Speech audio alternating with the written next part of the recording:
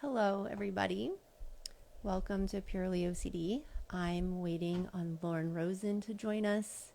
We are going to be continuing our conversation on mental compulsions. So, yeah, it's been a while. Hello. Give me 1 second.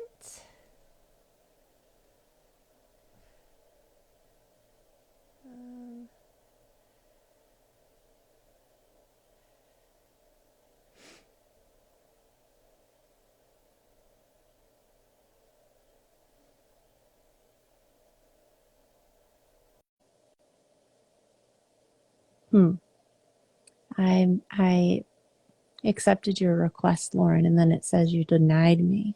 How dare you? Okay, hold on.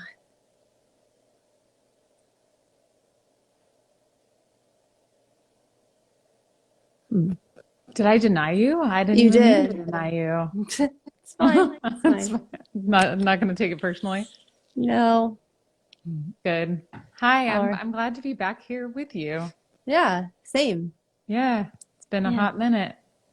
So we're continuing the conversation on mental compulsions, part tres. But Uh, wow.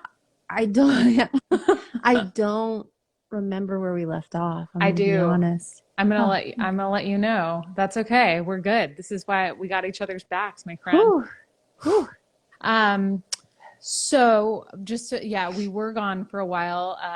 Life got in the way of us being here, guys. How dare it? So Mm-hmm. rude, but we're Very. back now.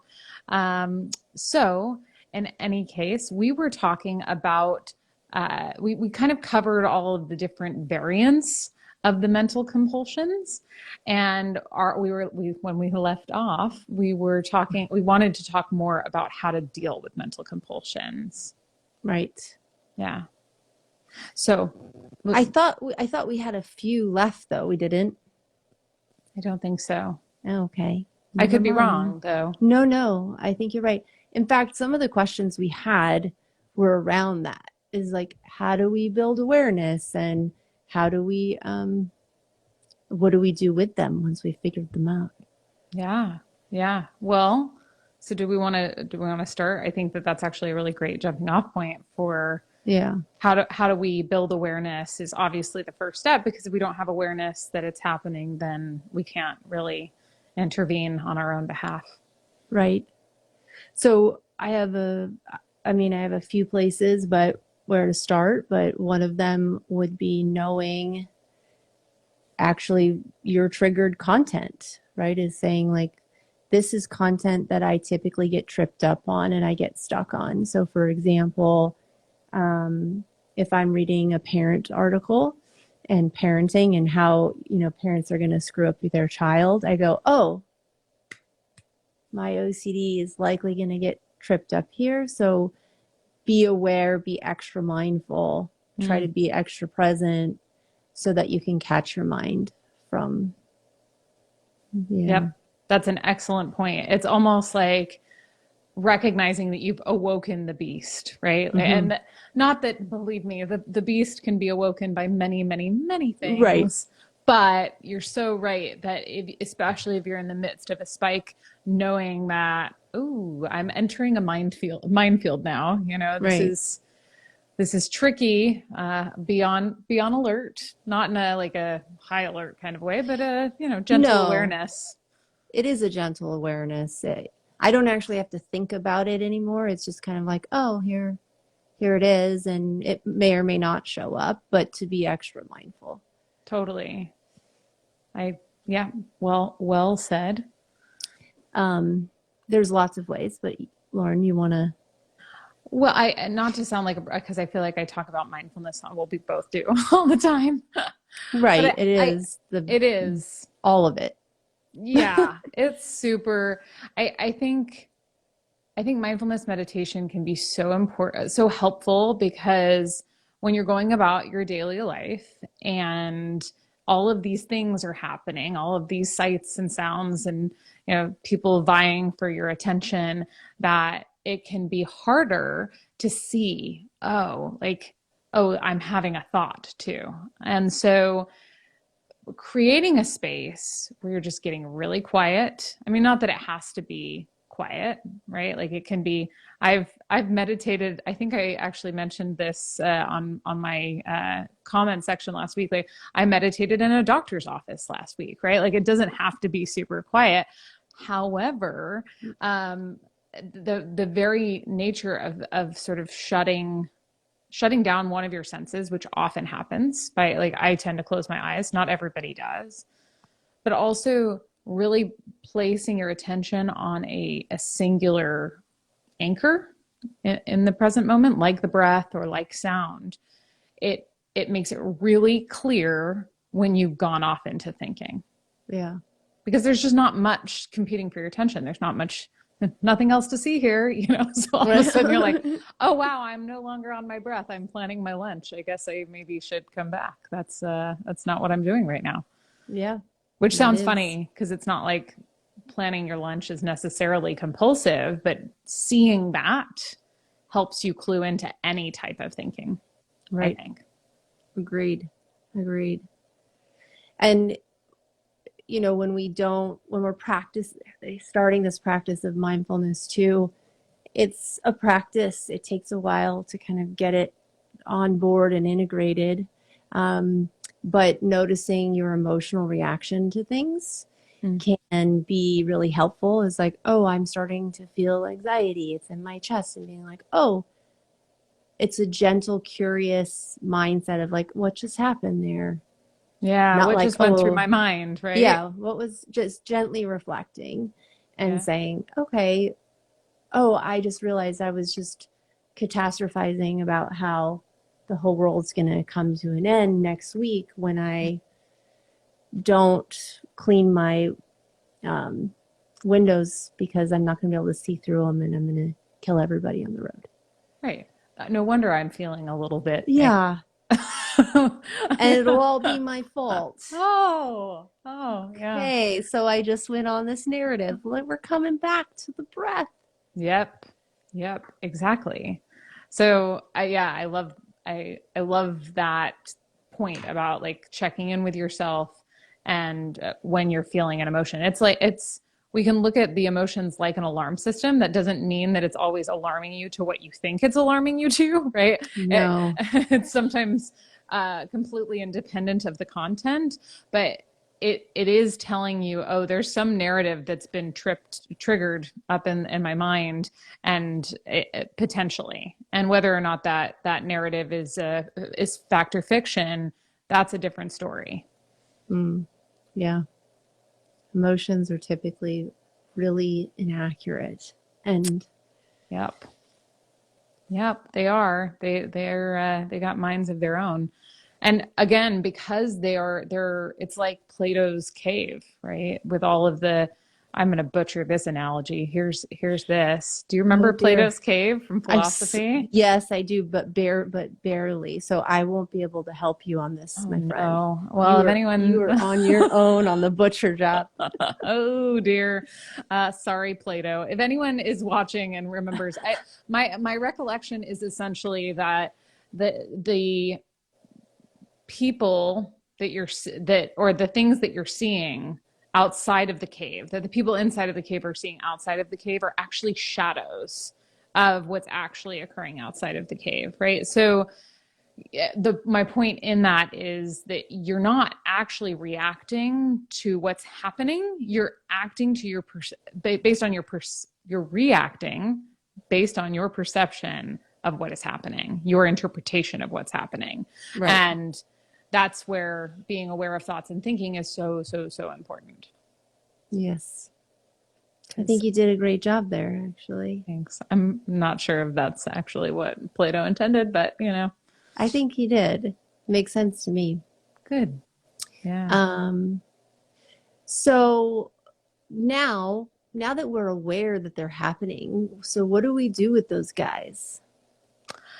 Well, once we're like, ooh, I'm thinking, Mm-hmm. well, We have a first of all, choice. that is such a good point. You talk about the choice point, the choice point.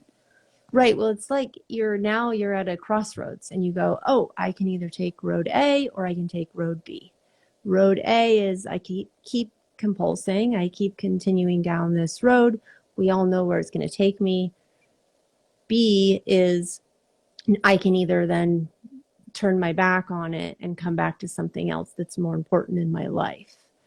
So you have a choice. Yep. Then there's this third step, right? So it's like the awareness, and then the second step is choice. And then the third step would be, okay, if I'm going to go down not compulsing road, then how do I redirect and refocus? Yeah. So Lauren, attention. Kushbal. Kushbal. Ah, So yeah, so at that point it is down to you've made the choice to walk down path B. Well, what in the world is path B? It is, and this is where values and goals play such an important part in the recovery process, because we don't want to just refocus on anything, because that starts to become compulsive. It becomes avoidant almost. Like I think of a difference, and I'm sure I've talked about it on here before. I know you and I have talked about it, between distracting and refocusing our attention. Distracting, at least the connotation from my perspective, has always been, ooh, like I just want to get that thought away. So I'm going to do this thing so that I don't think about that, which doesn't work. no. Instead, it's highly ineffective. Mm-hmm. Can confirm. Mm-hmm.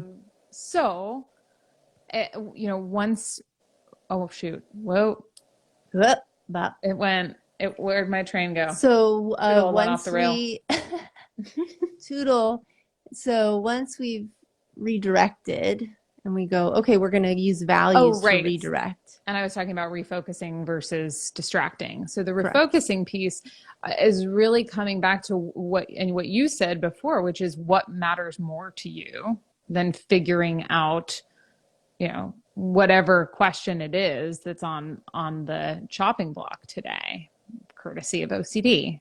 Mm. So, and that can be anything. That can be, I'm watching this TV show and I'm enjoying it. So, okay, you can keep inviting me to have a conversation with you, and I'm going to keep refocusing on watching the characters and noticing what they're saying. And that it's not to the exclusion of the thoughts coming up.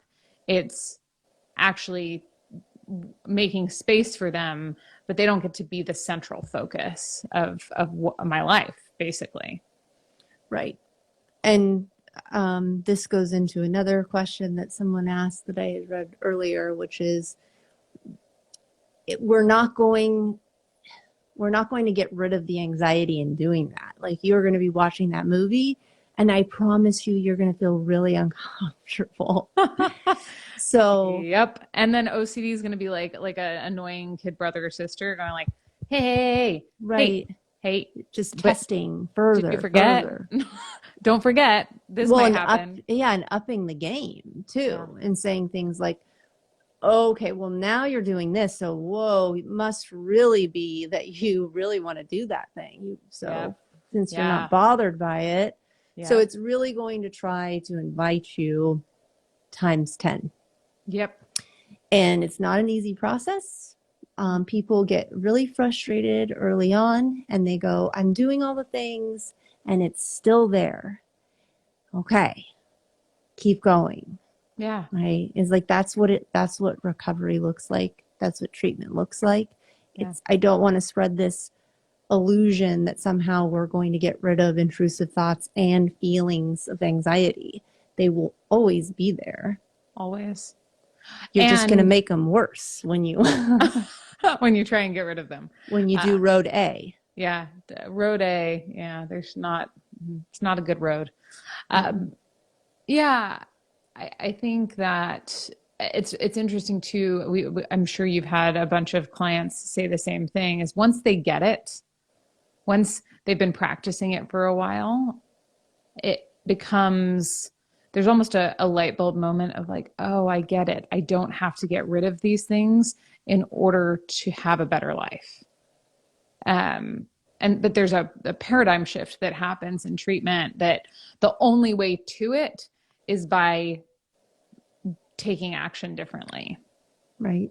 And by running toward the thoughts and the feelings. It's tough, but when it does, it's like, oh yeah, I didn't believe that I could actually feel better with these thoughts and feelings in tow. Like, I didn't think that Right. that was a possibility, but now I see that it is. But yeah, of course, Yeah. That's it.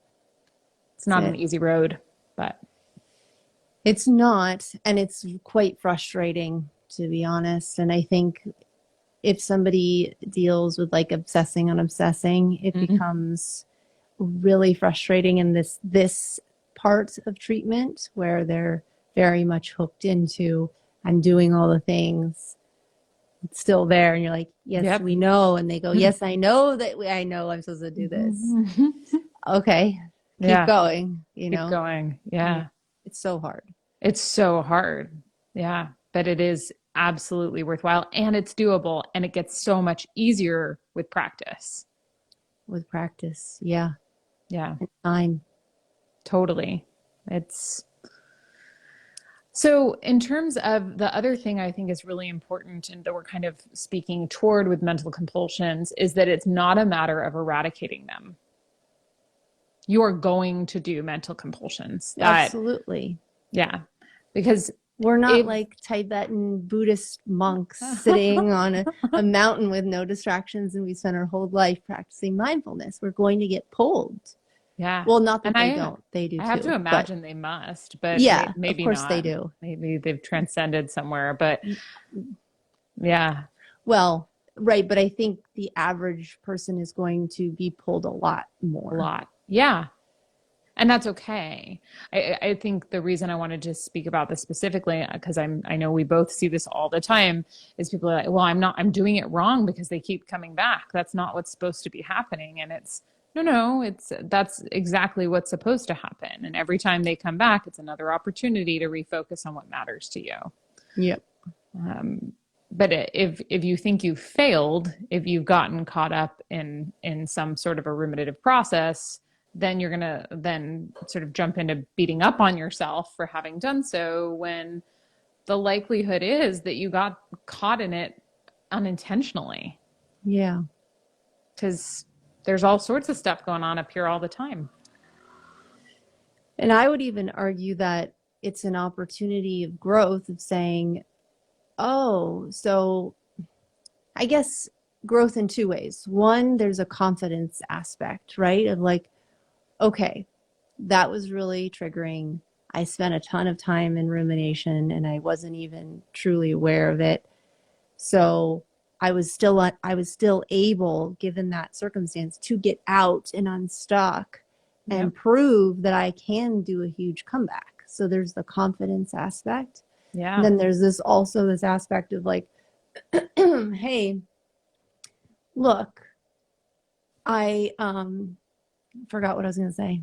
That's what happened. Oh, I was oh so man. gone. I was gone. I so understand this, man. And I Oh, that hate you've brains. built. Yeah, I know that you've built awareness into the fact that might be a new insight into where you can get caught. Yes. Yep. And this is where, and I know we talked about this with Jenna a little bit, like this is where OCD treatment can really start to generalize to lots of different areas of your life, that you can start to see, oh, I'm engaged in this thinking pattern that's really not serving me, that has nothing to do with anxiety. Maybe Yeah. it's just chewing on something over and over again, like a conversation that you had with somebody, and you're not coming up with what action you're going to take differently, or how you're going to, set a boundary or have a discussion. Instead, you're just chewing and, getting more and more upset. Oh, well, that's an opportunity, right? Like, okay, well, maybe I don't want to do that. Maybe I want to instead make the choice. I actually posted about this in my stories today, like to set a boundary and say something, which can also be anxiety provoking. But Ooh. yeah. Mm-hmm. Asking for your needs. Don't do that. No, that's like That's power. scary business. That's almost as scary as the OCD exposure. Yeah, Yeah. for sure. For sure. So I'm aware of time. Should Yep. we, I'm going to check for questions.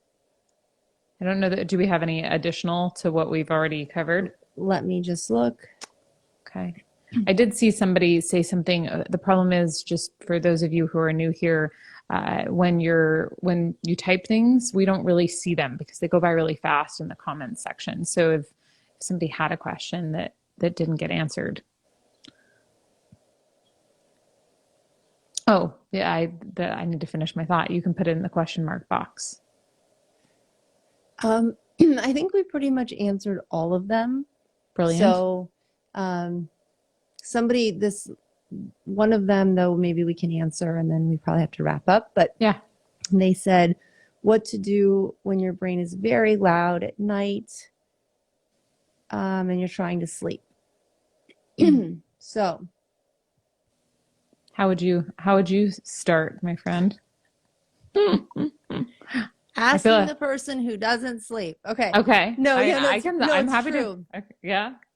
So I think the reality is that sometimes we have to accept that they're there and to still choose not to compulse and to still feel anxious and to still maybe not sleep and get up and do something else like read a book. And that's a choice of values, right? Which is like these steps of like, okay, I notice that they're very loud. I notice it's happening. I'm choosing not to compulse. I am trying to sleep, but maybe it's too loud in bed in silence. So maybe I'm going to get up and read a book. All the while, it's still going to be going off, right? We're not trying to run away from it. It's like choose your own adventure here again. It's like there's so many ways you can come at this. But for me personally, I know, Lauren, you feel a lot of anxiety in the morning, and I have a lot of anxiety at night. I mean, we all have anxiety all the time, but Sure. that tends to be when mine's on fire. Yep.